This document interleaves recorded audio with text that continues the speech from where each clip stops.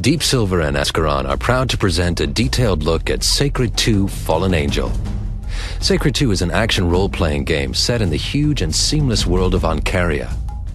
You set out on a quest to save or destroy the world, depending on the character you choose.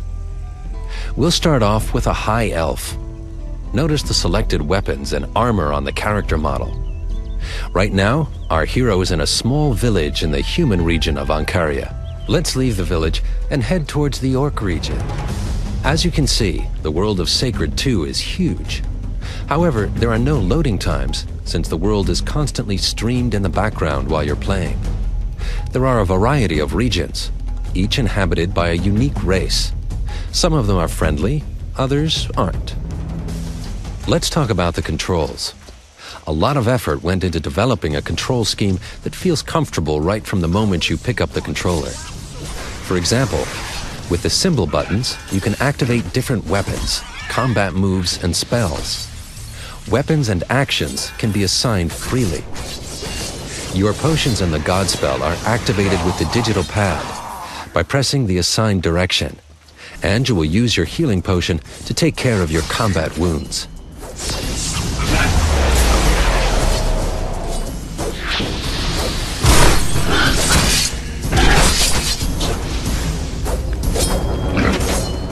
But let's take a look at some other characters.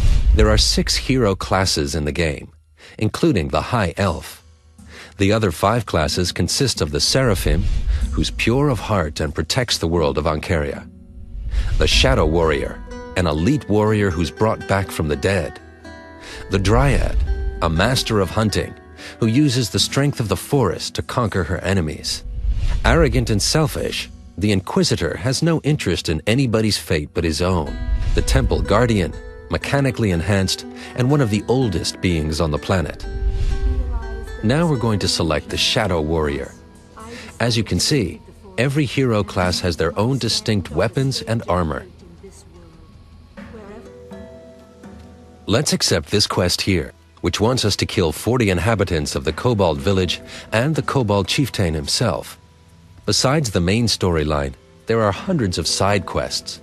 If you decide to accept all these quests, it will take you approximately 20 to 30 hours to complete each of the 2 campaigns. Depending on your skills, you can also choose one of the 5 available difficulty settings.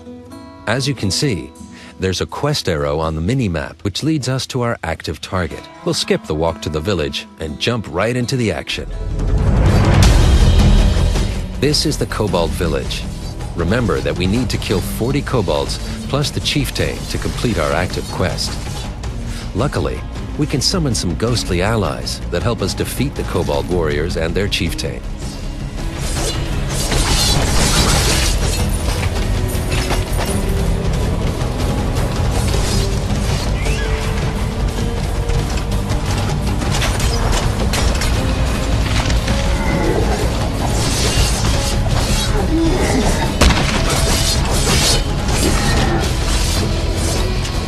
As mentioned before, the world of Ancaria is huge. You can discover hidden caves or dungeons everywhere along the road. Just keep an eye out. There are 2 layers on the map. One, of course, depicts the upper world. The other layer shows us the web of dungeons that are beneath the surface. Some of them can go even further underground, expanding on multiple levels. Here we've just discovered a dungeon and head right into it. By fighting enemies, you get experience points. You can use these points to gain higher experience levels for your character and improve his attributes and skills.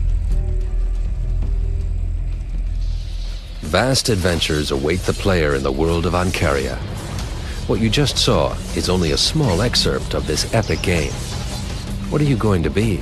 Good or evil? Savior or destroyer of Ancaria?